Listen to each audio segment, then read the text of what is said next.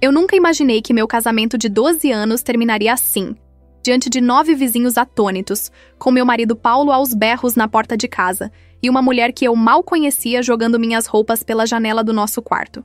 Era uma terça-feira comum, ou pelo menos tinha começado assim. Eu havia saído para fazer compras no supermercado por volta das 6 da tarde, como fazia toda semana. Comprei os itens de sempre, passei no açougue para pegar a carne que Paulo gostava, peguei aquele vinho que ele sempre pedia. Estava até animada porque tinha encontrado uma promoção de queijos importados que ele adorava. Que ironia! Quando voltei, por volta das 8h30 da noite, notei um carro estranho estacionado na frente de casa. Um sedã vermelho que eu nunca tinha visto antes. Não dei muita importância. Pensei que fosse de algum vizinho novo ou visita de alguém da rua. Estacionei minha van na garagem, peguei as sacolas do supermercado e fui até a porta. Coloquei a chave na fechadura, mas a porta não abriu. Tentei de novo. Nada. A fechadura tinha sido trocada. Senti um frio na espinha. Toquei a campainha. 1 vez, 2 vezes, 3 vezes. Nada. Liguei para o celular do Paulo. Chamou e caiu na caixa postal. Liguei de novo. Mesma coisa. Foi quando comecei a sentir algo muito errado. Bati na porta com mais força. Nada. Os vizinhos começaram a sair de suas casas. Dona Mercedes, a vizinha da direita, foi a primeira. Depois vieram o seu Joaquim e a esposa, Dona Rosa. O casal jovem que tinha se mudado há 3 meses também apareceu. E assim foi, até que havia pelo menos 9 pessoas me observando ali, na calçada, com minhas sacolas de supermercado aos pés, batendo na porta da minha própria casa. Foi então que a porta se abriu. Paulo estava ali, mas não era o Paulo que eu conhecia. Seus olhos estavam diferentes. Havia uma dureza neles que eu nunca tinha visto antes. Ele não estava bêbado, não estava alterado por nenhuma substância. Estava absolutamente sóbrio e consciente do que estava prestes a fazer. Antes que eu pudesse dizer qualquer coisa, ele falou, alto o suficiente para todos os vizinhos ouvirem. Essa casa agora é minha e da mulher que eu escolhi. As palavras caíram sobre mim como pedras. Fiquei sem reação por alguns segundos, tentando processar o que tinha acabado de ouvir. Foi quando ela apareceu atrás dele. Jéssica, a secretária do escritório dele. Eu a tinha visto 2 vezes em festas da empresa. Uma mulher 10 anos mais nova que eu. Loira, magra, com aquele sorriso que agora entendia ser calculado. Ela não disse nada. Apenas sorriu e começou a subir as escadas. Ouvi seus saltos ecoando no piso de madeira que eu mesma tinha escolhido e ajudado a instalar 3 anos atrás. Paulo me olhou com desdém. Vai juntar suas coisas e sair daqui. Minha voz finalmente saiu, trêmula, mas firme. Paulo, o que você está fazendo? Essa é nossa casa. Ele riu. Uma risada amarga, cruel. Era nossa. Agora é minha. E da Jéssica. Você teve 12 anos aqui, acho que já deu. Senti as pernas fraquejarem. Os vizinhos murmuravam entre si. Ouvi a voz de Dona Mercedes dizendo isso é um absurdo, mas parecia distante, como se eu estivesse debaixo d'água. Tentei entrar, mas Paulo bloqueou a porta com o corpo. Nem pense nisso. Você não mora mais aqui. Mas minhas coisas, meus documentos, minhas roupas, tudo está aí dentro. Ele deu de ombros, virou-se e subiu as escadas. Fiquei ali parada, sem saber o que fazer. Foi quando começou o show de horrores. A janela do nosso quarto se abriu e Jéssica apareceu, segurando um monte de roupas. Minhas roupas. Sem cerimônia, ela começou a jogar tudo pela janela. Minhas blusas, calças, vestidos, tudo caindo no jardim da frente, em cima dos arbustos que eu cuidava com tanto carinho. Algumas peças caíram na calçada. Um vestido azul que eu adorava ficou pendurado no portão. As crianças da rua começaram a aparecer. 3 garotos de uns 10, 11 anos com seus celulares nas mãos, filmando tudo. Eu conseguia ouvir suas risadinhas nervosas. Aquilo seria visto por dezenas, talvez centenas de pessoas nas próximas horas. Minha humilhação seria compartilhada, comentada, viralizada. Mais roupas caíam pela janela. Minha lingerie, minhas meias, meus sapatos, tudo jogado sem o menor cuidado. Um par de sapatos caiu em cima do carro do seu Joaquim, fazendo um barulho seco no capô. Ele apenas olhou, sem saber como reagir. Paulo voltou a aparecer na porta. Estava segurando uma caixa. Meus documentos, percebi. Ele jogou a caixa no chão da varanda, e ela se abriu, espalhando papéis. Minha certidão de nascimento, documentos do carro, contas, fotos antigas.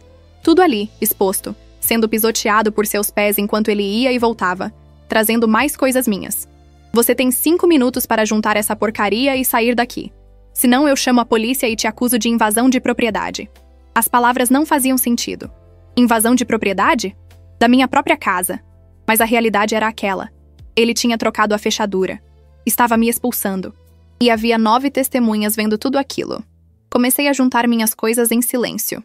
Dobrei as roupas mecanicamente, colocando-as em uma sacola plástica que tinha no carro. Peguei os documentos do chão, organizei-os de volta na caixa. Meus movimentos eram automáticos. Meu cérebro ainda tentando processar o que estava acontecendo.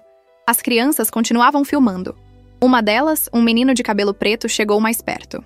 Isso vai dar milhões de views, disse ele para o amigo. Eles riram.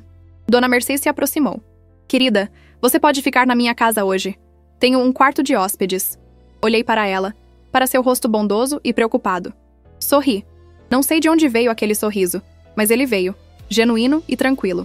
Obrigada, Dona Mercedes, mas não precisa. Vou ficar bem. Ela pareceu confusa com minha calma, mas não insistiu. Seu Joaquim também se ofereceu para ajudar a carregar as coisas, mas recusei gentilmente. Precisava fazer aquilo sozinha, por algum motivo que eu mesma não entendia completamente naquele momento. Continuei juntando minhas coisas. Paulo assistia de braços cruzados da porta, um sorriso de satisfação no rosto.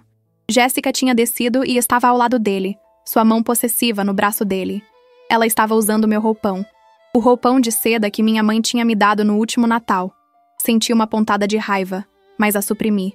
Não era a hora para isso.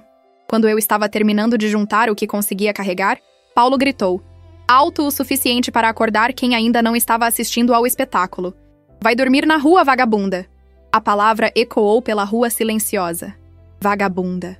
Eu, que tinha trabalhado ao lado dele para construir tudo o que tínhamos. Eu, que tinha aberto mão da minha carreira quando ele disse que precisava de apoio para crescer no emprego. Eu, que tinha cuidado daquela casa, daquele jardim, de cada detalhe daquele lar que agora me era negado. Não respondi. Simplesmente terminei de colocar minhas coisas no porta-malas da van. Eram muitas viagens até o carro. A cada ida e vinda, Paulo soltava mais algum insulto. Jéssica ria. Os vizinhos observavam em silêncio constrangedor. As crianças filmavam tudo. Quando peguei a última sacola, olhei para a casa uma última vez. Aquelas paredes amarelas que eu tinha pintado. O jardim que eu tinha cultivado. A porta de madeira que eu tinha escolhido. Tudo ali, tudo que tinha sido meu. Agora negado a mim. Paulo deu um último grito antes de bater a porta. Não volte nunca mais. Essa casa é minha. A escritura está no meu nome. Você não tem direito a nada. Entrei no carro e fiquei ali sentada por um momento. Meus dedos agarravam o volante com força. Respirei fundo uma vez, 2 vezes, 3 vezes. Foi então que o sorriso voltou ao meu rosto. Um sorriso pequeno, quase imperceptível, mas genuíno. Porque Paulo estava certo em uma coisa e completamente errado em outra. A escritura realmente estava em nome dele. Meu avô tinha insistido nisso quando nos casamos, 12 anos atrás. Na época, eu não entendi. Achei até um pouco machista da parte dele. Aquela insistência em colocar a casa no nome do marido. Mas meu avô era um homem sábio. Um advogado que tinha vivido muitas décadas e visto muitas coisas. E ele tinha incluído uma cláusula naquela escritura. Uma cláusula que Paulo nunca tinha lido com atenção. Uma cláusula que eu tinha esquecido por anos. Até aquele exato momento, sentada no meu carro, expulsa da minha própria casa. A cláusula dizia, em linguagem jurídica rebuscada, que aquela propriedade estava vinculada ao matrimônio, que em caso de separação, divórcio ou infidelidade comprovada, a propriedade retornaria automaticamente à família de origem da doadora, ou seja, a mim. Meu avô tinha sido esperto. Ele tinha doado a casa para que ficasse em nome de Paulo, evitando problemas com impostos e burocracias da época. Mas tinha criado uma trava de segurança, uma bomba relógio jurídica que só seria acionada em caso de traição ou separação. E o melhor de tudo, o oficial de registro que tinha lavrado aquela escritura em 1987 era meu tio Ernesto. Irmão mais novo da minha mãe, ele tinha trabalhado no cartório de registro de imóveis por 40 anos. Tinha se aposentado há 3 anos, mas mantinha contato próximo com seus antigos colegas. E, mais importante, ele tinha uma cópia de todos os documentos importantes da família, incluindo aquela escritura com sua cláusula especial. Liguei o carro e dirigi até o hotel mais próximo. Era um hotel simples, mas limpo. Fiz check-in, subi para o quarto e despejei todas as minhas coisas na cama. Sentei na poltrona ao lado da janela e peguei meu celular. Eram 11h15 da noite. Sabia que tio Ernesto ainda estaria acordado. Ele sempre foi ave noturna, dormindo tarde e acordando cedo. Disquei seu número. Ele atendeu no segundo toque. Marina, minha sobrinha. Que surpresa, tudo bem? Tio, preciso da sua ajuda.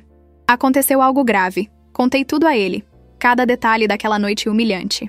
Ele me ouviu em silêncio, interrompendo apenas para fazer algumas perguntas específicas. Quando terminei, ele ficou em silêncio por alguns segundos. Marina, você se lembra da cláusula que seu avô incluiu na escritura? Lembro, tio. Lembrei agora há pouco. Por isso te liguei. Ele riu. Um riso baixo e satisfeito.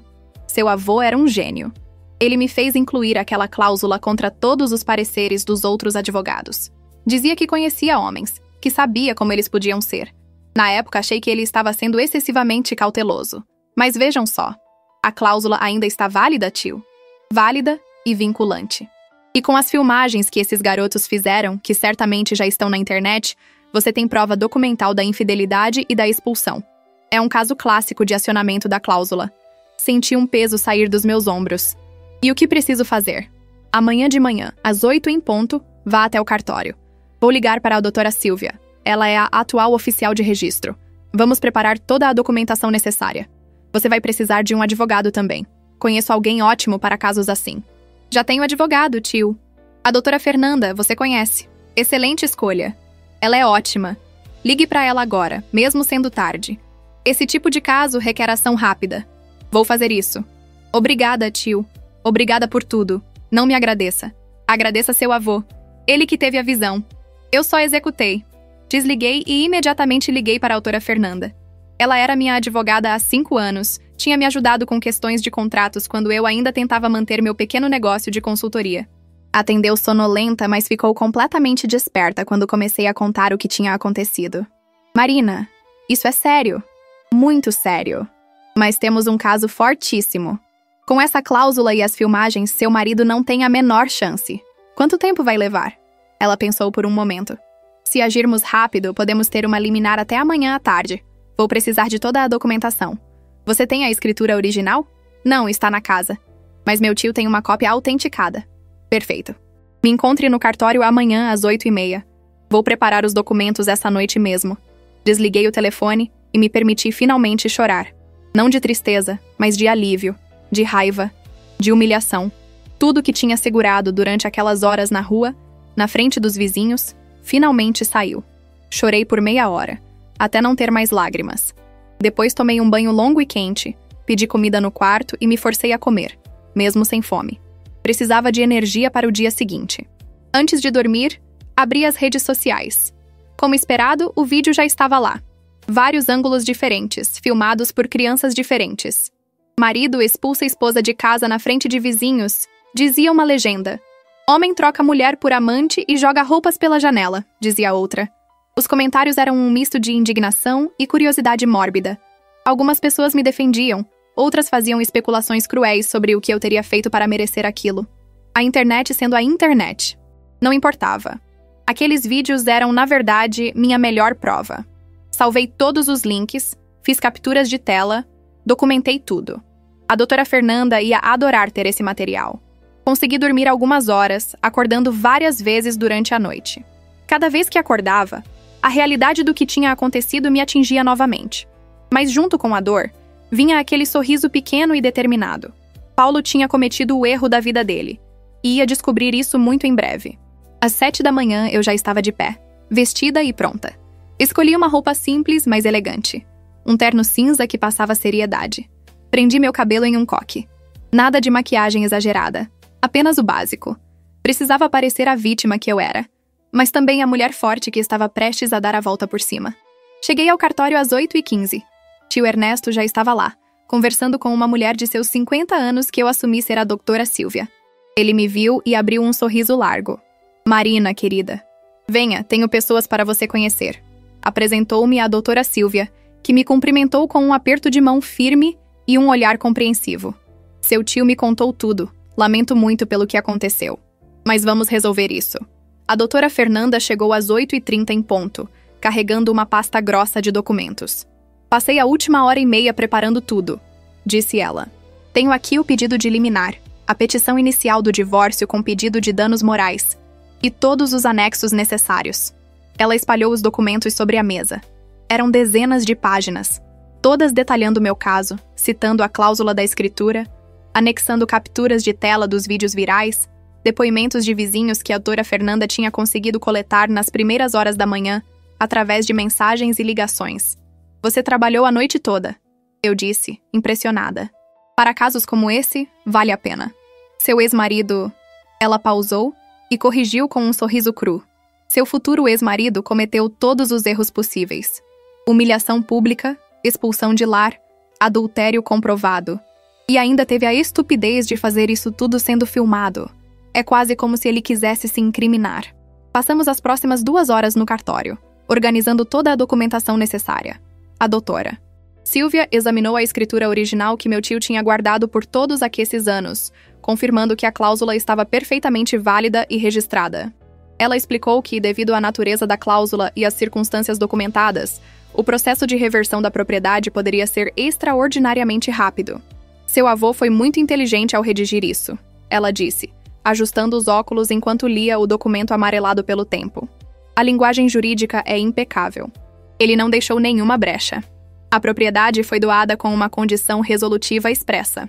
No momento em que a condição se verifica, ou seja, infidelidade ou dissolução do matrimônio, a propriedade retorna automaticamente ao doador ou seus herdeiros. Como seu avô já faleceu e sua avó também, você é a herdeira direta. Então a casa já é minha? Perguntei, ainda tentando processar toda aquela informação jurídica. Tecnicamente, sempre foi, respondeu a doutora Fernanda. A propriedade nunca deixou de pertencer à sua família. Seu marido tinha apenas o usufruto condicional. Ao quebrar a condição, ele perdeu esse direito instantaneamente. O que estamos fazendo agora é apenas formalizar o que já é um fato jurídico. Mas vamos além disso, continuou ela, com um brilho determinado nos olhos. Vamos pedir uma liminar de reintegração de posse, uma ordem de restrição contra ele e a amante. E vamos processar ambos por danos morais. As filmagens que circularam nas redes sociais são prova de humilhação pública intencional. Isso vale muito em uma ação de danos morais. Quanto tempo até conseguirmos a liminar? Depende do juiz que pegar o caso, disse a doutora Silvia. Mas considerando a gravidade da situação, a documentação sólida e a repercussão pública do caso, arriscaria dizer que até o final do dia. Possivelmente antes do almoço, se tivermos sorte. Ela pegou o telefone e discou um número. Alô, doutor Cardoso? Aqui é a doutora Silvia do cartório. Tenho um caso urgente que precisa de atenção. Pode nos receber em 1 hora? Excelente. Obrigada. Desligou e olhou para mim. Dr. Cardoso é um dos juízes mais respeitados da comarca. E, convenientemente, ele preza muito pela ética e pela proteção dos direitos das mulheres em casos de violência doméstica. O que aconteceu com você ontem à noite se enquadra como violência patrimonial e psicológica. Ele não vai gostar nada disso. Saímos do cartório e fomos direto para o fórum. No caminho, recebi várias mensagens de vizinhos expressando solidariedade. Dona Mercedes mandou: Querida, se precisar de qualquer coisa, estou aqui. Seu Joaquim escreveu: O que ele fez foi um absurdo. Toda a rua está comentando. Até o casal jovem, que eu mal conhecia, mandou mensagem oferecendo ajuda. Era reconfortante saber que, apesar da humilhação pública, as pessoas estavam do meu lado. Mas havia outras mensagens também. Mensagens de números desconhecidos com insultos e acusações. Pessoas que tinham visto os vídeos e assumido que eu devia ter feito algo para merecer aquele tratamento. A internet pode ser cruel assim, julgando sem conhecer os fatos. Ignorei essas mensagens e me concentrei no que estava por vir. O Dr. Cardoso nos recebeu em seu gabinete às 11 horas em ponto. Era um homem de seus 60 anos, cabelos grisalhos, postura ereta e olhar penetrante. Cumprimentou a todos formalmente e pediu que nos sentássemos. A doutora Fernanda começou a apresentar o caso, mas ele a interrompeu gentilmente. Eu já vi os vídeos, disse ele, sua voz grave e séria. Metade do fórum está comentando sobre isso esta manhã. É um caso chocante. Ele pegou os documentos que a doutora Fernanda havia preparado e começou a examiná-los em silêncio. A sala ficou completamente quieta enquanto ele lia, apenas o som das páginas sendo viradas. Depois de uns 20 minutos, ele finalmente falou. Esta cláusula é notável, disse ele, apontando para a escritura. Seu avô era advogado? Era, respondi. Um dos melhores da região, segundo todos que o conheceram. Ele morreu quando eu tinha 15 anos, mas me lembro de como ele era meticuloso com documentos e contratos. O Dr. Cardoso assentiu. Isso é evidente. A redação desta cláusula é impecável. E as circunstâncias da violação são igualmente claras. Ele se virou para a doutora Fernanda. Você está pedindo reintegração de posse, ordem de restrição e ação de danos morais? Exatamente, Excelência. Ele pensou por um momento, tamborilando os dedos na mesa. A reintegração de posse está concedida. Vou emitir a liminar agora mesmo. Quanto à ordem de restrição, também concedida. O Sr. Paulo e sua... Ele pausou, procurando a palavra certa. Sua acompanhante não podem se aproximar da senhora ou da propriedade a menos de 200 metros. A violação resultará em prisão imediata. Senti meu coração acelerar. Estava realmente acontecendo. E os danos morais? Perguntou a doutora Fernanda. Isso seguirá o processo normal, respondeu o juiz. Mas pela gravidade da humilhação pública documentada, eu diria que a senhora tem um caso muito forte. Prepare-se para uma indenização substancial. Ele começou a escrever algo em seu computador. Vou emitir o mandado de reintegração de posse agora. Ele estará pronto em 1 hora. Vocês vão precisar de oficiais de justiça para executá-lo. Vou autorizar o uso de força policial se necessário, dado o comportamento agressivo demonstrado pelo réu nas filmagens. A doutora Fernanda sorriu. Obrigada, Excelência. Sua celeridade é muito apreciada. Não é celeridade, doutora Fernanda, é justiça. O que esse homem fez é inadmissível. Nenhuma pessoa deveria ser tratada dessa forma, especialmente em seu próprio lar. Saímos do gabinete dele e esperamos no corredor do fórum enquanto o mandado era preparado. Eu estava tremendo, não de medo, mas de antecipação. Em poucas horas tudo tinha mudado. De vítima humilhada a mulher prestes a retomar o que era seu. Meu telefone tocou. Era um número que eu não conhecia. Hesitei, mas atendi. Alô? Marina? Era a voz de Jéssica, a amante. A mulher que tinha jogado minhas roupas pela janela. O que você quer? Perguntei, minha voz gelada. Olha, eu sei que você está chateada, mas não precisa levar isso tão longe. Paulo me contou que você está tentando tomar a casa dele. Isso não é justo. Não é justo? Repeti, incrédula. Você invadiu minha casa, vestiu minhas roupas, jogou meus pertences pela janela e está me dizendo o que é justo? Ela suspirou dramaticamente. Você não entende. Paulo e eu nos amamos de verdade. Você e ele já estavam acabados há muito tempo. Eu só apressei o inevitável. E sobre a casa, bem, ele trabalhou duro por ela. Ele merece ficar com ela. Ri. Não pude evitar. Era uma risada amarga, mas genuína. Jéssica, você não faz a menor ideia do que está falando. Essa casa nunca foi dele para começar, e vocês dois vão descobrir isso muito em breve. Ela ficou em silêncio por um momento.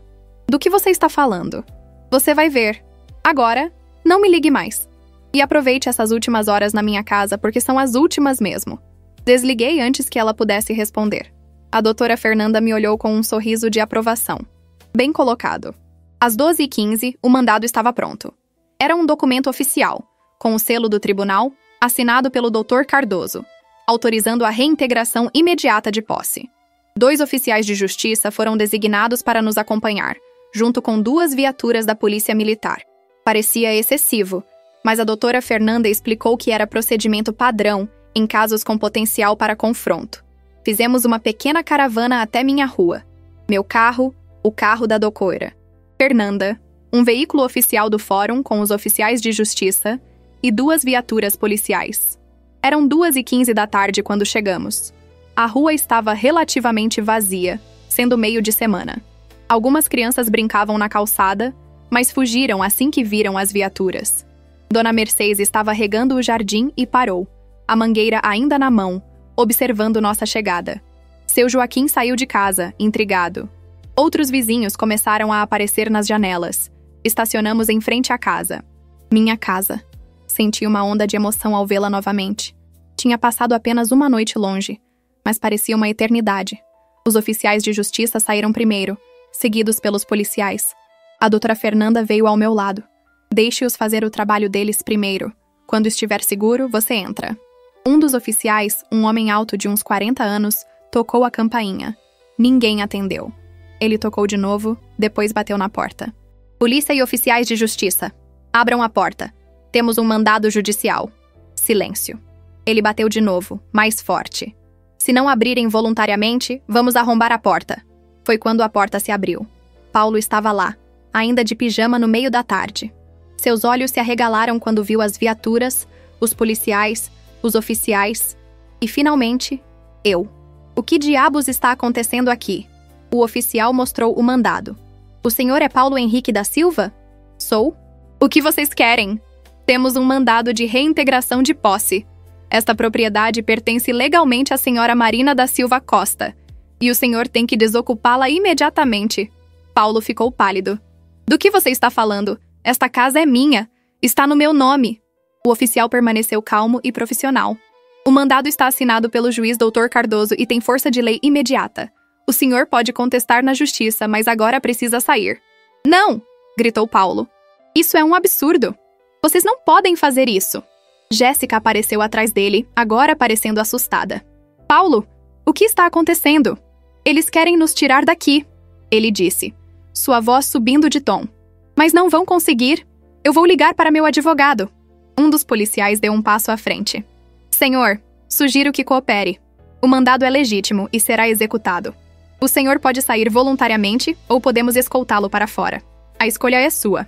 Paulo me olhou com ódio puro. Você. Isso é culpa sua. O que você fez? Eu não disse nada.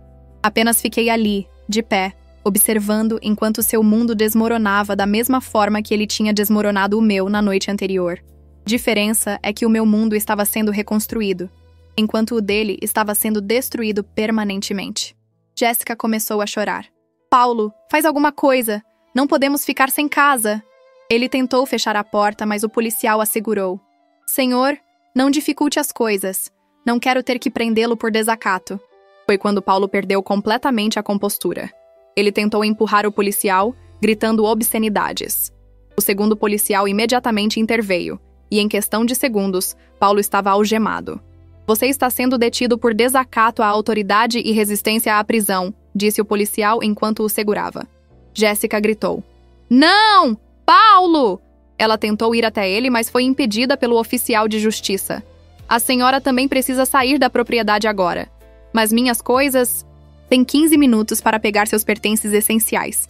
O resto pode ser retirado depois, com agendamento. Os vizinhos agora estavam todos nas ruas, assistindo ao espetáculo. Mas desta vez, o espetáculo não era eu sendo humilhada. Era Paulo sendo preso e escoltado até a viatura policial. Vi Dona Mercedes sorrir discretamente. Seu Joaquim acenou para mim com aprovação. As mesmas crianças que tinham filmado minha humilhação, agora filmavam a dele. A ironia era quase poética. Jéssica entrou correndo na casa, aos prantos, pegando bolsas e roupas aleatoriamente. Ela estava usando um dos meus vestidos. Percebi com nojo. Os oficiais de justiça me indicaram que eu podia entrar. Pisei na soleira da porta, meu coração acelerado. Estava de volta, na minha casa, no meu lar. O interior estava uma bagunça. Garrafas de vinho vazias na sala, roupas espalhadas, louça suja na cozinha. Em menos de 24 horas, eles tinham transformado meu lar organizado em um chiqueiro. Mas não importava. Eu ia limpar tudo, reorganizar tudo e fazer daquele lugar meu lar novamente. Jéssica desceu as escadas correndo, carregando 2 malas grandes. Lágrimas desciam por seu rosto, borrando sua maquiagem. Ela me olhou com uma mistura de medo e ódio. Você vai se arrepender disso, cuspiu ela. Paulo vai lutar.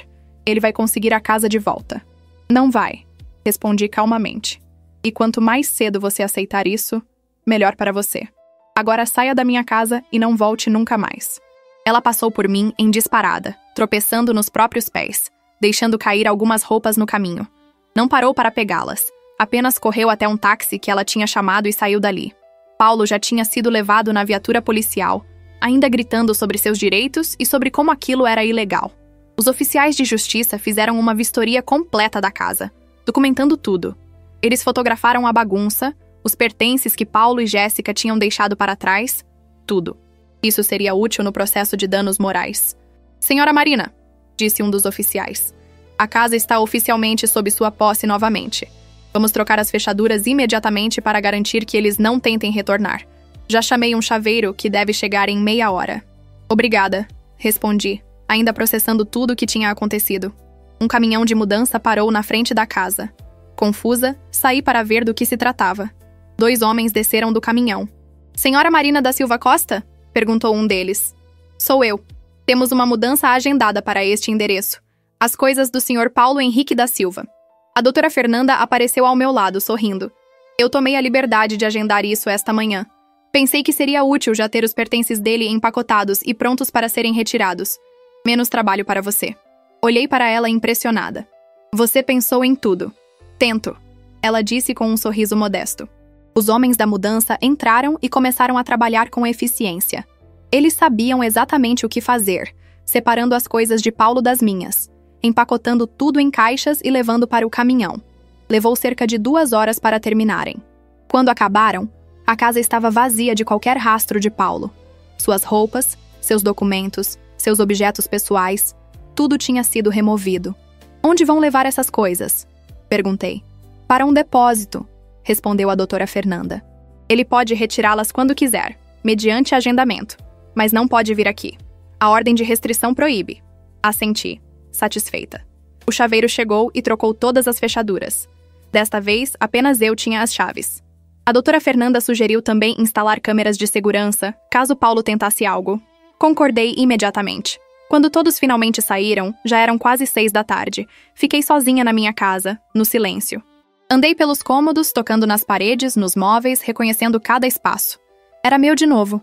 Realmente meu. Comecei a limpar.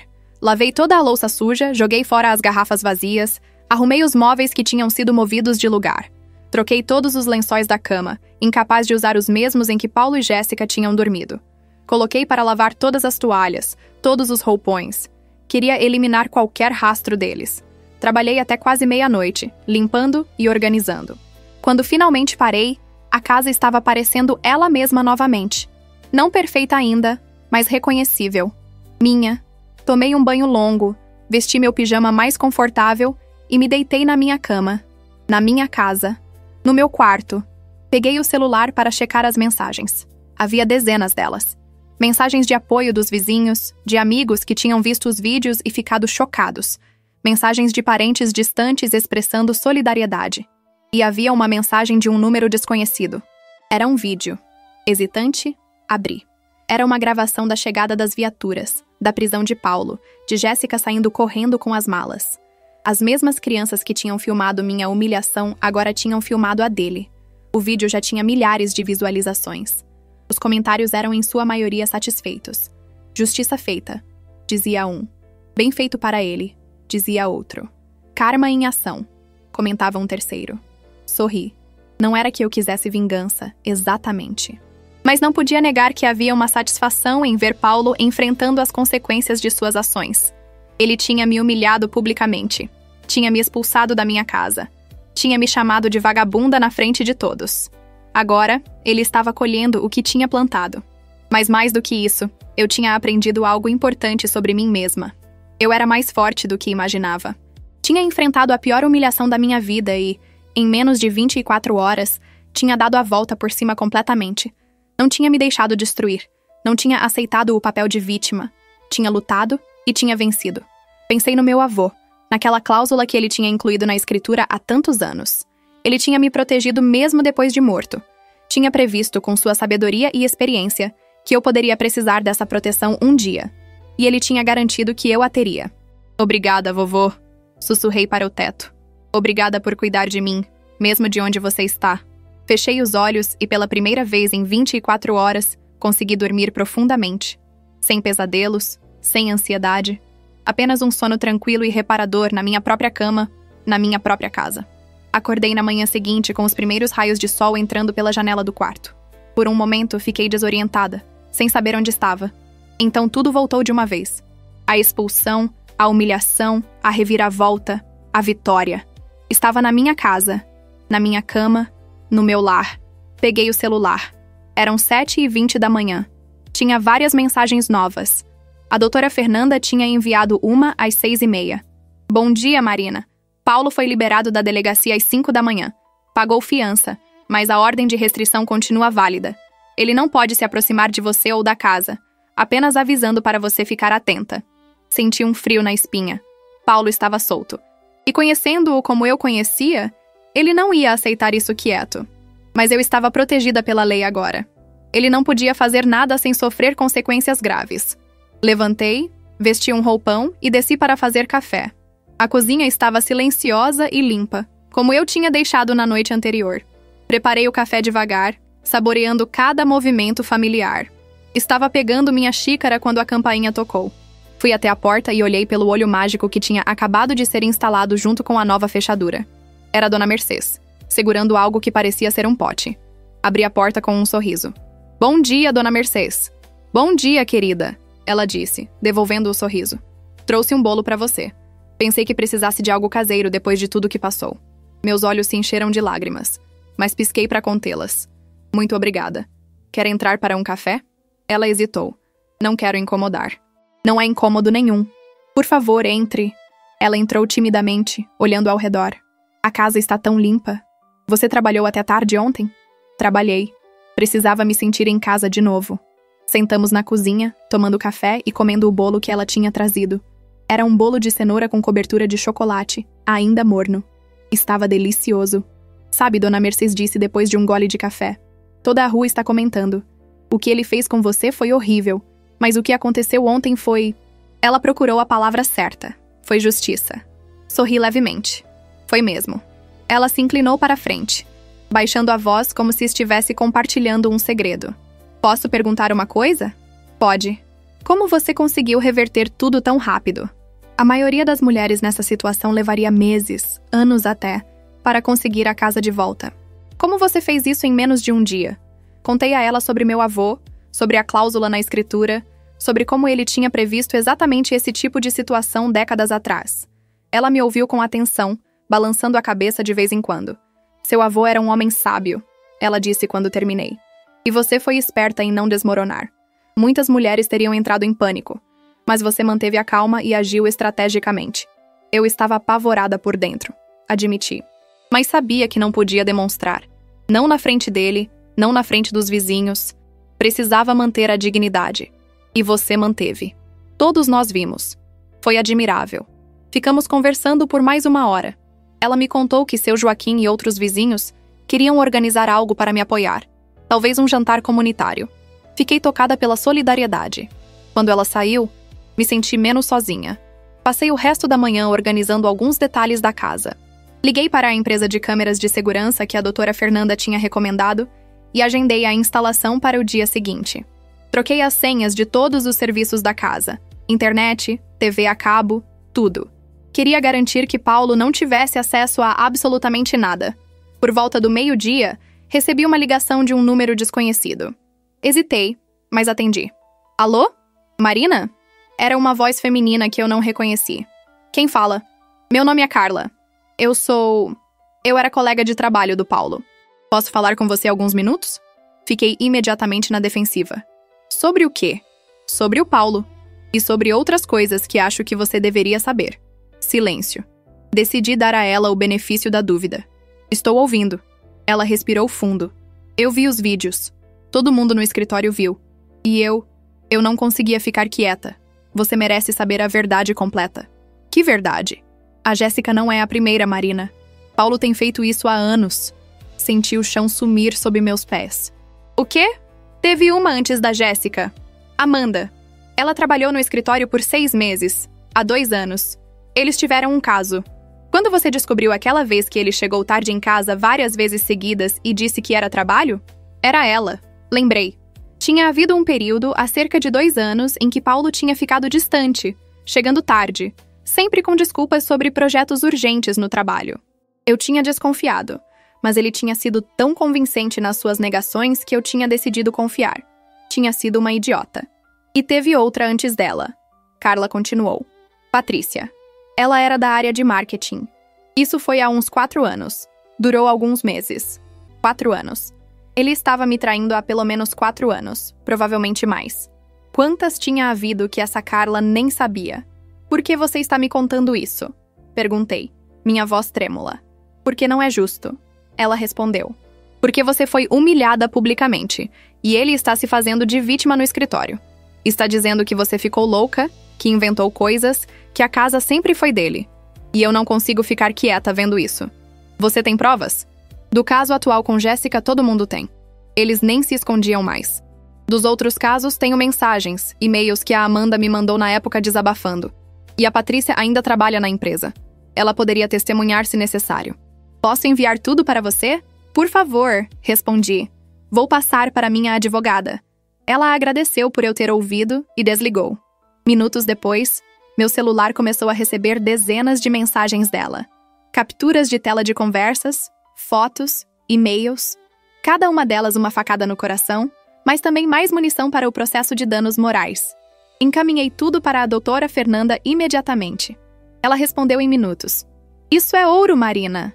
Com essas provas de infidelidade recorrente e sistemática, podemos aumentar substancialmente o pedido de indenização. Ele não apenas te traiu uma vez, mas múltiplas vezes ao longo de anos. Isso demonstra um padrão de comportamento cruel e calculado. Sentei no sofá, processando tudo aquilo. 4 anos. Pelo menos 3 mulheres diferentes que eu sabia. Quantas mais tinha havido? Quanto tempo do nosso casamento tinha sido uma mentira? Senti raiva, dor, humilhação renovada. Mas também senti algo mais. Alívio. Alívio por ter descoberto. Alívio por não estar mais presa naquela farsa. Alívio por ter escapado antes que desperdiçasse mais anos da minha vida com um homem que claramente nunca me respeitou. Meu telefone tocou de novo. Dessa vez era a doutora Fernanda. Marina, tenho notícias. Paulo entrou com um processo contestando a reintegração de posse. O advogado dele está alegando que a cláusula é inválida por ser muito antiga e que ele tem direitos adquiridos sobre a propriedade. Era esperado? Completamente. E ele não tem a menor chance de ganhar.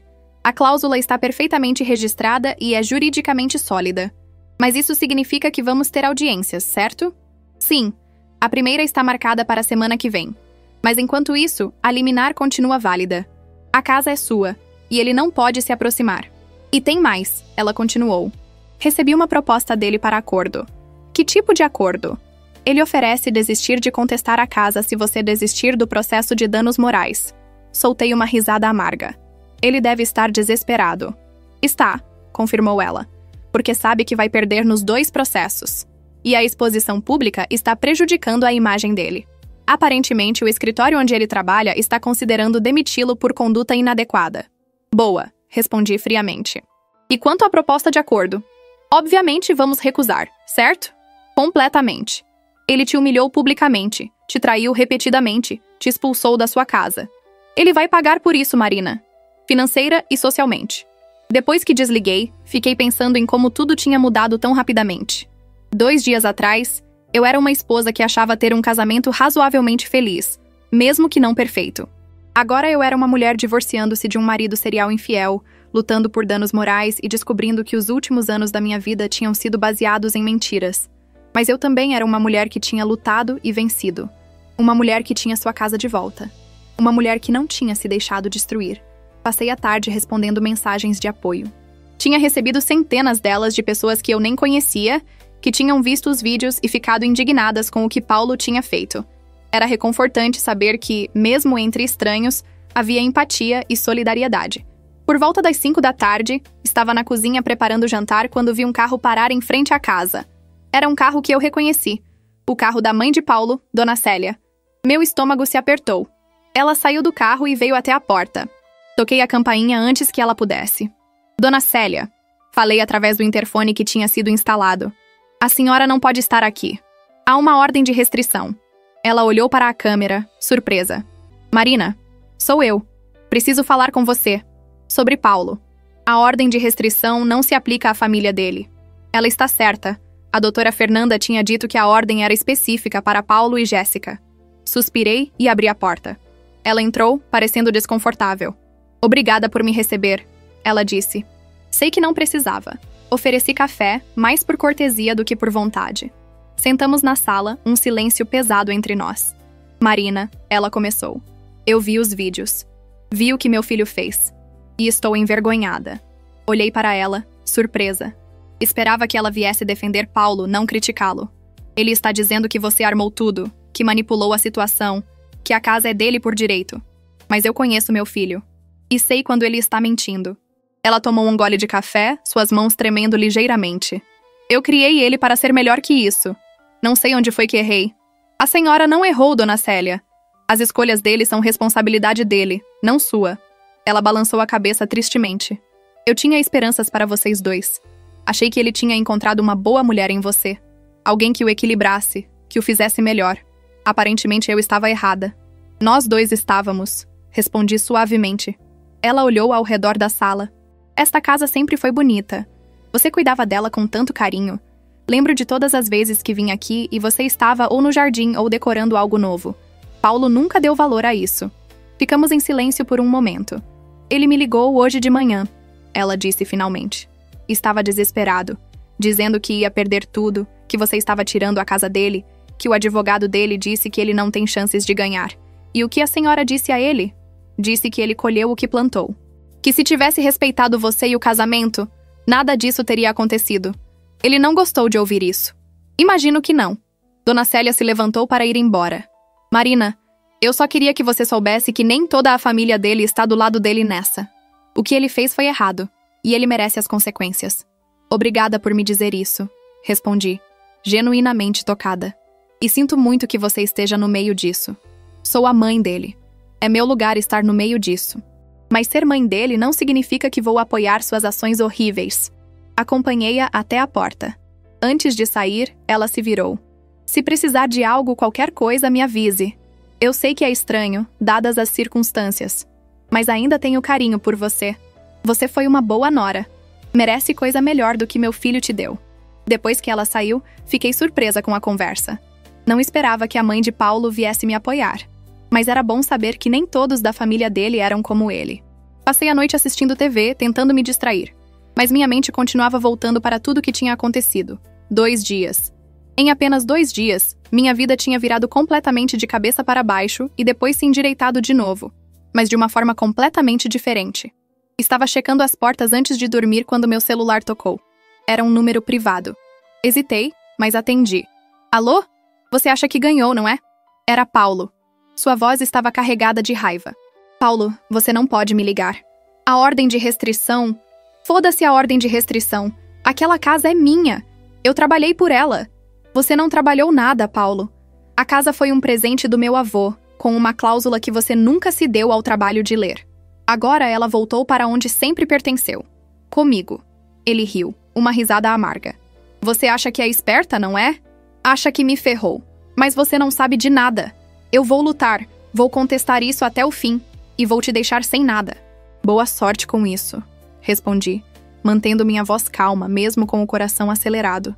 Seu advogado já sabe que você não tem chances. E agora eu tenho provas das suas outras traições.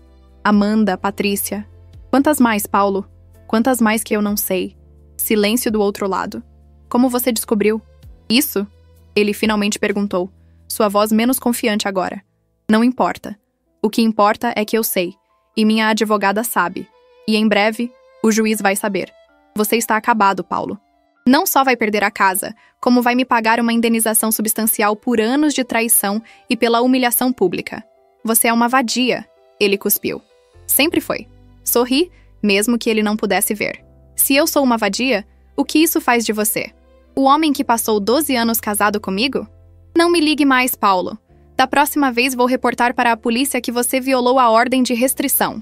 Desliguei antes que ele pudesse responder e imediatamente liguei para a doutora Fernanda, deixando uma mensagem de voz relatando a ligação. Ela respondeu com uma mensagem de texto. Documente tudo. Isso é mais uma violação que podemos usar contra ele. Aquela noite, dormi com o telefone ao lado da cama, as portas todas trancadas e o sistema de alarme ativado. Sabia que Paulo estava desesperado, e pessoas desesperadas fazem coisas imprevisíveis. Mas eu estava preparada. Tinha a lei do meu lado, tinha provas documentadas, tinha um sistema de segurança sendo instalado. E mais importante, tinha encontrado minha força. Não era mais a mulher que tinha sido humilhada na calçada 2 dias atrás. Era uma mulher que tinha lutado, que tinha vencido, e que continuaria lutando até que justiça completa fosse feita. Os dias seguintes passaram em uma rotina estranha de normalidade superficial e tensão subjacente. Acordava cedo, tomava café, cuidava da casa, respondia e-mails da advogada. Era quase como se nada tivesse acontecido, exceto que Paulo não estava mais lá, e cada sombra na janela me fazia pular. O técnico veio instalar as câmeras de segurança na quinta-feira de manhã. Eram 6 câmeras no total, cobrindo todos os ângulos externos da casa e uma na entrada principal interna. Ele me mostrou como acessar as gravações pelo celular e computador. Agora qualquer movimento suspeito seria documentado. Sentia-me mais segura, mas ainda havia aquela pontada de ansiedade toda vez que um carro desconhecido passava pela rua. Paulo não tinha tentado me ligar novamente depois daquela noite, mas eu sabia que ele estava lá fora, planejando, tramando. Homens como ele não aceitam derrota facilmente. Na sexta-feira, recebi uma visita inesperada.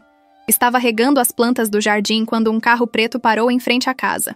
Um homem de terno desceu, carregando uma pasta de couro. Ele veio até o portão. Senhora Marina da Silva Costa? Sou eu. Quem é o senhor? Meu nome é Dr. Roberto Andrade. Sou advogado do senhor Paulo Henrique da Silva. Meu corpo inteiro se tensionou. Vim entregar pessoalmente alguns documentos. Ele continuou, tirando um envelope da pasta. São os termos revisados da proposta de acordo. Peguei o envelope com relutância. Já disse à minha advogada que não tenho interesse em acordo. Compreendo, ele disse diplomaticamente. Mas meu cliente pediu que eu viesse pessoalmente explicar a nova proposta. Ele está disposto a fazer concessões significativas. Cruzei os braços. Estou ouvindo. Ele abriu a pasta e tirou alguns papéis. Primeiro, ele desiste completamente de qualquer reivindicação sobre a propriedade. Reconhece que a casa é legalmente sua. Isso já é um fato legal. Interrompi.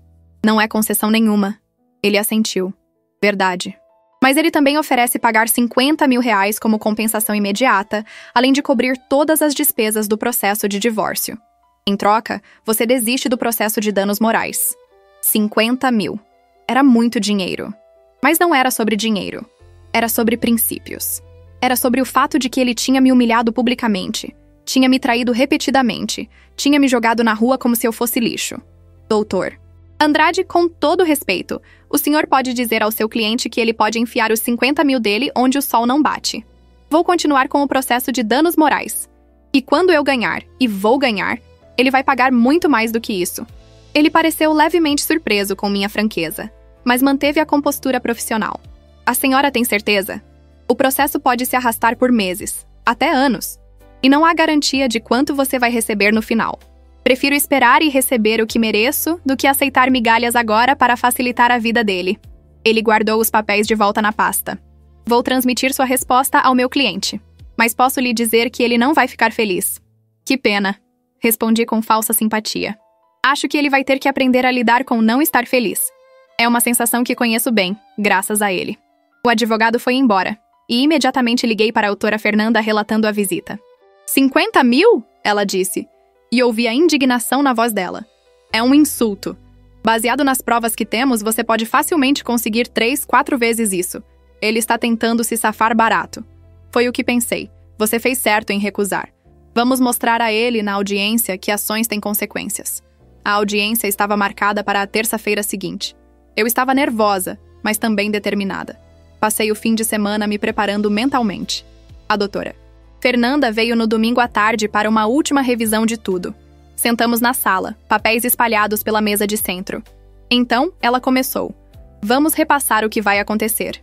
Primeiro, o advogado do Paulo vai tentar argumentar que a cláusula é inválida. Vão dizer que é muito antiga, que as circunstâncias mudaram, que ele tem direitos adquiridos. E nós vamos contra-argumentar que a cláusula está perfeitamente registrada e é juridicamente sólida. Exatamente. O juiz, doutor Cardoso, já demonstrou que entende isso. Mas eles têm direito de tentar. Depois vamos apresentar o caso de danos morais. Aqui é onde as coisas ficam interessantes. Ela pegou uma pasta grossa. Temos os vídeos da expulsão que já são devastadores. Temos depoimentos de 9 vizinhos que testemunharam tudo. Temos as provas das traições anteriores fornecidas pela Carla. Temos mensagens e e-mails comprometedores. E temos evidência da ligação dele violando a ordem de restrição. Ela olhou para mim. Marina, esse é um dos casos mais sólidos que já vi. A única questão é quanto você vai receber, não se vai receber. E quanto você acha que posso conseguir? Ela pensou por um momento. Conservadoramente? 100 mil. Mas eu vou pedir 250 mil. Com a evidência que temos, especialmente as traições múltiplas e a humilhação pública viral, acho que temos boas chances de conseguir pelo menos 150 mil. Engoli seco. Era muito mais do que eu esperava. Não é sobre o dinheiro, eu disse. Eu sei, ela respondeu gentilmente. é sobre justiça. Mas o dinheiro é uma forma de justiça também. É uma forma de ele pagar pelo que fez. Literalmente. Passamos as próximas horas repassando cada detalhe, cada possível pergunta que o advogado de Paulo poderia fazer, cada resposta que eu deveria dar. Quando ela saiu, já eram quase 8 da noite, e eu estava mentalmente exausta, mas preparada. Naquela noite, tive dificuldade para dormir. Ficava revirando na cama, ensaiando mentalmente o que diria na audiência. Queria estar preparada, queria ser forte, queria mostrar ao juiz, ao Paulo, a todos, que eu não era mais a vítima que tinha sido expulsa de casa. Era uma sobrevivente. Era uma lutadora. Na segunda-feira, tentei manter a mente ocupada. Limpei a casa de cima a baixo, cuidei do jardim, organizei papéis, qualquer coisa para não pensar demais na audiência do dia seguinte. Por volta das 3 da tarde, recebi uma mensagem de um número desconhecido. Era uma foto. Meu estômago embrulhou quando a abri. Era uma foto minha, tirada de longe, enquanto eu estava no jardim mais cedo naquele dia. A mensagem dizia: "Estou de olho em você." Imediatamente salvei a mensagem e a foto e encaminhei para a autora Fernanda e para a polícia. Meu coração estava disparado. Paulo estava me ameaçando agora? Ou era Jéssica? A doutora Fernanda ligou em minutos. "Marina, você está bem?" "Estou." "Assustada, mas bem. Estou mandando um pedido de emergência para o juiz, aumentando a ordem de restrição e pedindo proteção policial. Isso é assédio e stalking. Quem quer que tenha enviado isso vai se arrepender." A polícia também levou a sério. 2 oficiais vieram até minha casa naquela tarde para fazer um relatório. Disseram que aumentariam as patrulhas na minha rua e me deram um número direto para ligar em caso de emergência. Um deles, um policial mais velho chamado Sargento Lima, foi particularmente solícito. "Senhora", ele disse antes de ir embora, "se ver qualquer coisa suspeita, qualquer pessoa estranha rondando, qualquer carro que não reconheça, ligue imediatamente. Não espere. Nesse tipo de situação, é melhor pecar pelo excesso de cautela." Agradeci e tranquei a porta assim que eles saíram. Checei todas as câmeras de segurança. Tudo estava gravando normalmente. Mas aquela sensação de estar sendo observada não ia embora. Naquela noite, mal dormi. Cada barulho me fazia pular. O vento nas árvores, um carro passando, o rangido natural da casa. Tudo parecia ameaçador. Finalmente, por volta das 5 da manhã, desisti de tentar dormir e levantei. A audiência era às 10. Tomei um banho longo, tentando relaxar os músculos tensos. Escolhi minha roupa cuidadosamente, um terno azul marinho que transmitia seriedade e profissionalismo. Prendi o cabelo em um coque baixo e mantive a maquiagem simples e natural. Queria parecer respeitável, confiável. A doutora Fernanda passou para me pegar às 8h30. "Você dormiu?" Ela perguntou assim que entrei no carro, notando as olheiras sob meus olhos. "Não muito." "Compreensível. Mas tente ficar calma. Vamos ganhar isso." O fórum estava movimentado quando chegamos. Advogados, réus, autores, todos movimentando-se pelos corredores em um balé caótico de justiça. Subimos até a sala do Dr. Cardoso e esperamos do lado de fora. Então eu o vi. Paulo. Estava no outro extremo do corredor com seu advogado, Dr. Roberto Andrade. Nossos olhos se encontraram por um momento. Havia ódio no olhar dele, mas também algo mais. Desespero, talvez. Ele sabia que estava perdendo. Jéssica estava com ele surpreendentemente. Ela usava um vestido conservador que estava tentando fazê-la parecer mais respeitável, mas não conseguia esconder o nervosismo em seus movimentos. Não olhei para eles por muito tempo. Não valia meu tempo ou energia. A porta da sala se abriu e o oficial de justiça nos chamou. Todos entramos. Era uma sala formal, com a mesa do juiz elevada, 2 mesas para os advogados e alguns bancos para observadores. Havia algumas pessoas que eu não conhecia sentadas nos bancos, provavelmente estudantes de direito ou pessoas interessadas em assistir aos procedimentos. Dr. Cardoso entrou e todos se levantaram. Ele se sentou e nos indicou que fizéssemos o mesmo. "Bom dia a todos", ele começou. "Estamos aqui hoje para tratar de 2 assuntos relacionados. Primeiro, a contestação do Sr. Paulo Henrique da Silva à reintegração de posse. Segundo, o processo de danos morais movido pela Sra. Marina da Silva Costa. Vamos começar com a contestação da reintegração de posse. Doutor Andrade, o senhor tem a palavra." O advogado de Paulo se levantou. "Excelência, meu cliente contesta a validade da cláusula resolutiva incluída na escritura de 1987. Argumentamos que tal cláusula é excessivamente punitiva e não leva em consideração os investimentos significativos que meu cliente fez na propriedade ao longo dos anos. Além disso, a condição para a ativação da cláusula Ou seja, infidelidade é vaga e subjetiva. A doutora Fernanda se levantou imediatamente. Excelência, posso responder? Por favor, disse o doutor Cardoso. A cláusula não é nem vaga nem excessivamente punitiva. Ela é clara e específica. Além disso, a infidelidade não é subjetiva neste caso. Temos evidência videográfica do Sr. Paulo expulsando minha cliente de casa na presença de sua amante, que estava vivendo na propriedade. Temos também evidência de múltiplas infidelidades anteriores ao longo de anos. A condição foi não apenas satisfeita, mas violada de forma flagrante e repetida. O Dr. Cardoso assentiu. Doutor Andrade, o senhor tem resposta a isso? Ele hesitou. Excelência, meu cliente admite que houve problemas no casamento, mas argumenta que isso não deveria resultar na perda total da propriedade. Ele viveu naquela casa por 12 anos. Ela é seu lar. O lar dele? Interrompeu a doutora Fernanda. Foi concedido sob condição. Uma condição que ele violou. Não se pode quebrar um contrato e depois reclamar das consequências estipuladas nesse contrato. O doutor Cardoso bateu levemente com o martelo. Vou dar minha decisão sobre este ponto agora. A cláusula resolutiva é válida. Está devidamente registrada, claramente redigida, e a condição para sua ativação foi inequivocamente satisfeita. O Sr. Paulo perdeu o direito ao uso fruto da propriedade no momento em que violou os termos da doação. A contestação é negada. A reintegração de posse permanece válida. Senti um peso sair dos meus ombros. Paulo tentou se levantar, mas seu advogado o segurou. Mas isso é injusto! Paulo gritou. Eu trabalhei naquela casa!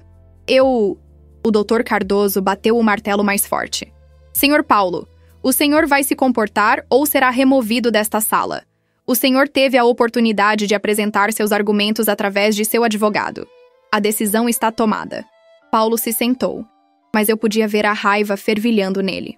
Agora, continuou o doutor Cardoso, vamos ao processo de danos morais. Doutora Fernanda, apresente seu caso. Ela se levantou e começou a falar, sua voz clara e confiante. Excelência, minha cliente sofreu humilhação pública severa nas mãos do réu.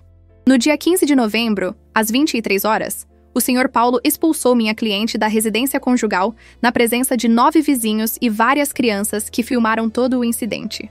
Ele a chamou de vagabunda publicamente, jogou seus pertences pela janela e a deixou sem abrigo enquanto sua amante ocupava a casa. Ela apresentou as capturas de tela dos vídeos virais. Esses vídeos foram visualizados mais de 500 mil de vezes em diversas plataformas. Minha cliente foi exposta, humilhada e ridicularizada publicamente. Mas não para por aí, ela continuou. Temos evidência de que o Sr. Paulo manteve casos extraconjugais com pelo menos 3 mulheres diferentes ao longo dos últimos 4 anos. Ele traiu minha cliente repetida e sistematicamente, enquanto ela permanecia fiel e cuidava do lar. Ela apresentou os e-mails e mensagens que Carla tinha fornecido. Temos aqui comunicações documentando os casos com Amanda Torres e Patrícia Mendes, além do caso atual com Jéssica Santos. Cada traição era uma facada nas costas de minha cliente. E, finalmente, ela disse, produzindo mais um documento, temos evidência de que o réu violou a ordem de restrição ao ligar para minha cliente fazendo ameaças. E evidência de stalking recente. Ela mostrou a captura de tela da foto que eu tinha recebido no dia anterior. Isso constitui assédio e intimidação. Baseado em tudo isso, estamos pedindo uma indenização de R$250 mil por danos morais. O Dr. Cardoso examinou todos os documentos cuidadosamente. Dr. Andrade, seu cliente tem defesa? O advogado se levantou, mas era óbvio que ele estava lutando. Excelência, meu cliente. Ele admite que houve erros no casamento. Mas R$250 mil é um valor exorbitante. Ele não tem condições de pagar isso. Então ele deveria ter pensado nisso antes de humilhar minha cliente publicamente, respondeu a doutora Fernanda. O Dr. Cardoso levantou a mão, pedindo silêncio. Vou precisar de um tempo para analisar toda essa evidência e chegar a um valor justo. Vou emitir minha decisão dentro de 2 semanas. Mas posso adiantar, ele disse, olhando diretamente para Paulo, que estou profundamente perturbado pelo comportamento do Sr. Paulo. O que ele fez foi cruel, calculado e publicamente humilhante. Haverá consequências significativas. A audiência foi encerrada. Saímos da sala e Paulo tentou se aproximar de mim no corredor. Marina, espera. Preciso falar com você. O sargento Lima, que tinha vindo à audiência como testemunha, imediatamente se colocou entre nós. Sr. Paulo, há uma ordem de restrição. Sugiro que mantenha distância. Paulo me olhou por cima do ombro do sargento. Por favor, só me escuta por 1 minuto. Não tenho nada para ouvir de você, Paulo. Mas eu te amava! Ele gritou. E havia lágrimas em seus olhos agora. Eu sei que estraguei tudo. Eu sei que fui um idiota. Mas aquela casa, nossa vida juntos, significava algo para mim. Significava tanto que você me traiu repetidamente por anos? Perguntei, minha voz fria. Significava tanto que você me jogou na rua e me chamou de vagabunda na frente de todos? Não tente reescrever a história agora, Paulo. Você fez suas escolhas. Agora vive com elas. Virei as costas e saí com a doutora Fernanda. Podia ouvir Paulo ainda gritando atrás de mim, mas não olhei para trás. Aquele capítulo da minha vida estava encerrado. As 2 semanas seguintes foram uma mistura estranha de ansiedade e libertação. Ansiedade esperando pela decisão do juiz sobre os danos morais. Libertação por finalmente estar vivendo minha vida sem a sombra de Paulo sobre ela. Voltei a trabalhar na minha consultoria, que tinha deixado meio abandonada nos últimos anos do casamento. Paulo sempre tinha me desencorajado, dizendo que eu não precisava trabalhar, que ele ganhava o suficiente para os dois. Agora eu percebia que era só mais uma forma de controle. Ele queria que eu dependesse dele financeiramente, que não tivesse minha própria identidade profissional. Entrei em contato com meus antigos clientes. Expliquei que estava retomando as atividades. A resposta foi surpreendentemente positiva. Muitos tinham visto os vídeos, sabiam pelo que eu tinha passado e queriam me apoiar.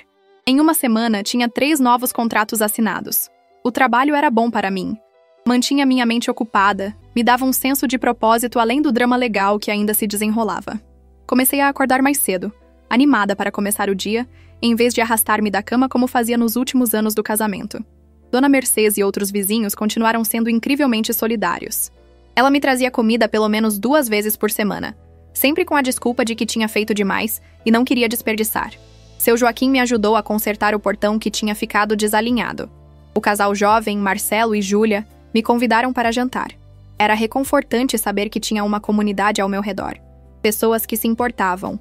1 semana após a audiência, recebi uma ligação inesperada de Amanda, uma das ex-amantes de Paulo. Marina? Ela disse, sua voz hesitante. Aqui é Amanda Torres. Eu sei quem você é. Sei que deu as informações para minha advogada. Houve um silêncio do outro lado. Eu queria me desculpar. Pelo que aconteceu. Pelo meu papel nisso tudo. Suspirei. Você não me deve desculpas, Amanda. Você não era casada com ele. Eu era. A responsabilidade era dele, não sua. Mas eu sabia que ele era casado. E mesmo assim, sua voz falhou. Olha, não vou fingir que não me machucou. Machucou. Mas a raiva que sinto é por ele, não por você. Ele mentiu para nós duas. Obrigada por entender, ela disse, e ouvi o alívio em sua voz. E obrigada por usar as informações que dei. Quando vi o que ele fez com você, expulsando você de casa daquela forma, não consegui ficar quieta. Ele me usou e descartou também. Só que comigo foi mais discreto. Ele é bom em usar pessoas, concordei. Mas agora ele vai pagar por isso. Espero que sim. Espero que você consiga tudo o que merece, Marina. Você parece ser uma pessoa forte. Estou aprendendo a ser, respondi. Depois que desligamos, fiquei pensando naquela conversa. Amanda não era minha inimiga. Patrícia também não, nem mesmo Jéssica, de certa forma. Todas éramos, em algum nível, vítimas dos jogos de Paulo. Ele era o manipulador, o mentiroso, o traidor. Claro que Jéssica tinha sido particularmente cruel comigo, jogando minhas roupas pela janela, rindo da minha humilhação. Isso eu não perdoava tão facilmente. Mas reconhecia que Paulo era o verdadeiro vilão nessa história. 10 dias após a audiência, a doutora Fernanda me ligou de manhã cedo. Marina, temos a decisão. Meu coração disparou. E? Você ganhou? R$180 mil em danos morais. Deixei escapar um grito de surpresa e alívio. 180 mil? Isso é mais do que eu esperava. É mais do que eu esperava também, admitiu ela. Mas o Dr. Cardoso foi muito claro em sua decisão. Ele citou a gravidade da humilhação pública, o padrão de traição ao longo de anos, a expulsão de casa e as tentativas de intimidação depois. Ele disse que o valor alto serve não apenas para compensar você, mas também para enviar uma mensagem de que esse tipo de comportamento não será tolerado. Quando vou receber? Paulo tem 30 dias para pagar. Se não pagar, podemos iniciar a execução de bens. E conhecendo a situação financeira dele, duvido que ele tenha esse dinheiro líquido. Provavelmente vai ter que vender o carro, talvez pegar empréstimo. Não vou mentir, A ideia dele tendo que se desmanchar para pagar me deu uma satisfação escura. E o divórcio? Vai ser finalizado junto com o pagamento. Em 2 meses, você estará oficialmente divorciada e R$180 mil mais rica. Desliguei o telefone e simplesmente sentei no sofá por alguns minutos, absorvendo tudo. Tinha ganho. Realmente ganho. Não apenas a casa, mas uma compensação justa pelo que tinha sofrido. Era validação. Era justiça. Era fechamento. Passei o resto do dia em um estado de euforia tranquila. Liguei para minha mãe, que morava em outro estado, e contei tudo. Ela chorou de alívio no telefone. Sempre achei que havia algo errado naquele casamento, ela disse. Você parecia infeliz nos últimos anos, mas sempre negava quando eu perguntava. Senti que tinha que manter as aparências, admiti. Que tinha que fazer o casamento funcionar, não importa o quê. Mas agora percebo que estava apenas me prendendo a algo que já estava morto há muito tempo. Você é forte, minha filha. Mais forte do que eu jamais fui. Estou tão orgulhosa de você. As palavras dela me tocaram profundamente. Minha mãe tinha ficado em um casamento infeliz com meu pai por décadas, antes que ele finalmente a deixasse por outra mulher. Ela nunca tinha lutado da forma que eu estava lutando. Tinha apenas aceitado e sobrevivido. Não quero ser como o vovô era com a vovó, eu disse de repente, uma percepção chegando. Acho que ele colocou aquela cláusula na escritura porque viu o que aconteceu com você. Ele quis me proteger de passar pelo mesmo. Minha mãe ficou em silêncio por um momento. Seu avô sempre foi protetor com você. Ele te amava muito. E sim, acho que a experiência dele vendo seu pai me trair repetidamente influenciou aquela decisão. Ele era um homem sábio. Conversamos por mais 1 hora, relembrando, rindo, chorando um pouco. Quando desliguei, sentia-me mais leve do que tinha me sentido em anos. Naquela noite, organizei um pequeno jantar de celebração. Convidei Dona Mercês, seu Joaquim e sua esposa Rosa, Marcelo e Júlia, e a doutora Fernanda. Cozinhei uma lasanha, fiz uma salada, comprei vinho. Não era nada extravagante, mas era uma celebração de amizade, de comunidade, de superação. Todos chegaram por volta das 7. A casa encheu de conversas e risadas. Era tão diferente dos últimos anos, quando raramente recebia visitas, quando a casa era silenciosa e tensa com os segredos não ditos do meu casamento fracassado. Às 8 horas, pedi a atenção de todos. Quero agradecer a cada um de vocês. Comecei. E senti minha voz tremer com emoção. Vocês me apoiaram no pior momento da minha vida. Dona Mercês, suas refeições e sua presença constante foram um conforto imenso. Seu Joaquim e Dona Rosa, a solidariedade de vocês quando eu mais precisava, significou o mundo para mim. Marcelo e Júlia, mal nos conhecíamos, mas vocês não hesitaram em oferecer ajuda. E doutora Fernanda, você lutou por mim como uma guerreira. Não estaria aqui nesta casa, com essa vitória, sem todos vocês. Dona Mercês estava chorando. Querida, você não precisa agradecer. É isso que vizinhos fazem. É isso que pessoas decentes fazem. Seu Joaquim levantou seu copo de vinho. Um brinde à Marina, a mulher mais forte que eu conheço. A justiça. E a novos começos. Todos brindaram. E bebi meu vinho sentindo uma gratidão profunda. Esses eram meus amigos. Minha comunidade verdadeira. Não as pessoas superficiais que Paulo e eu costumávamos frequentar, que tinham desaparecido assim que o escândalo estourou.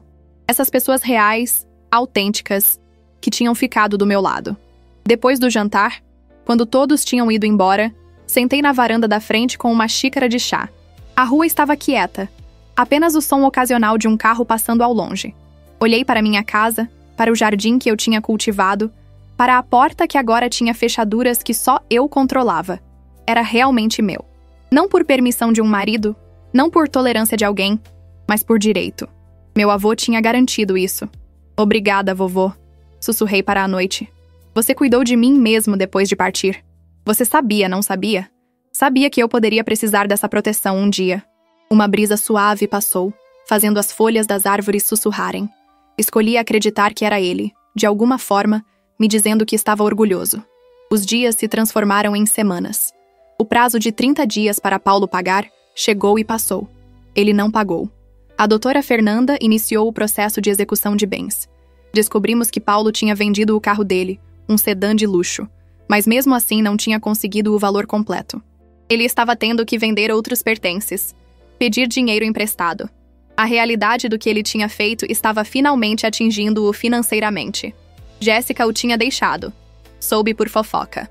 Aparentemente, quando ficou claro que Paulo estava falido e em dívida, ela decidiu que ele não era mais tão atraente. Tinha voltado para a casa dos pais. Paulo estava morando em um apartamento pequeno alugado, tendo que reconstruir sua vida do zero. Não senti pena. Senti justiça. Por volta da sexta semana, recebi uma transferência bancária. R$180 mil. Paulo tinha finalmente conseguido juntar o dinheiro, provavelmente através de empréstimos e vendas de tudo que tinha valor. Olhei para o saldo da minha conta bancária, para aquele número que representava não apenas dinheiro, mas validação, justiça, reconhecimento do meu sofrimento. Usei parte do dinheiro para pagar todas as despesas legais que tinha acumulado. Outra parte coloquei em investimentos para meu futuro. E uma parte, R$20 mil, doei para um abrigo de mulheres vítimas de violência doméstica. Porque eu tinha sido sortuda. Tinha tido um avô previdente, um tio útil, acesso a uma boa advogada, recursos para lutar. Muitas mulheres não tinham essas vantagens. Se minha experiência podia ajudar outras mulheres de alguma forma, eu queria fazer isso. O divórcio foi finalizado em uma manhã de segunda-feira, 2 meses e meio após aquela noite terrível em que tudo começou. Foi simples. Apenas uma assinatura, um carimbo. Saí do cartório oficialmente divorciada, oficialmente livre. Marina da Silva Costa. Não mais ligada a Paulo de forma alguma. O nome era só meu de novo. Voltei para casa, para minha casa, e pela primeira vez em muito tempo, permiti-me sonhar com o futuro. Não um futuro definido por um relacionamento, mas um futuro que eu criaria para mim mesma. Minha consultoria estava crescendo. Tinha acabado de contratar uma assistente, uma jovem recém-formada chamada Beatriz, que era inteligente e dedicada. Estava pensando em expandir, talvez alugar um pequeno escritório. Também tinha começado a namorar. Nada sério ainda. Apenas saindo com pessoas aqui e ali, redescobrindo quem eu era como mulher solteira. Tinha saído para jantar com um arquiteto simpático chamado Ricardo 3 vezes. Ele era gentil, engraçado e, mais importante, respeitoso. Não sabia se ia dar em algo mais sério, mas estava aproveitando o processo de conhecer alguém sem a bagagem pesada do meu casamento. 3 meses após o divórcio, no meio de uma tarde comum, estava trabalhando no meu escritório em casa quando a campainha tocou. Fui até a porta e olhei pelo olho mágico. Era uma mulher que eu não conhecia, jovem, talvez uns 25 anos, com uma criança pequena no colo. Abri a porta com cautela. "Posso ajudar?" "Você é Marina?" Ela perguntou. "Sou. E você é?" "Meu nome é Camila. Ela hesitou, olhando para a criança em seus braços. "Eu fui namorada do Paulo há 5 anos. Meu estômago afundou. Antes que pudesse dizer qualquer coisa, ela continuou. "E essa?" Ela disse, olhando para a criança. "É Sofia, filha dele." O mundo parou. Filha dele. Paulo tinha uma filha. Uma criança de quem eu nunca tinha ouvido falar em todos os anos de casamento. "Ele sabe?" Consegui perguntar. Minha voz estranha aos meus próprios ouvidos. "Sabe, desde o começo. Mas ele nunca quis ter nada a ver com ela. Pagava uma pensão mínima e só isso. Nunca quis conhecê-la. Nunca quis fazer parte da vida dela.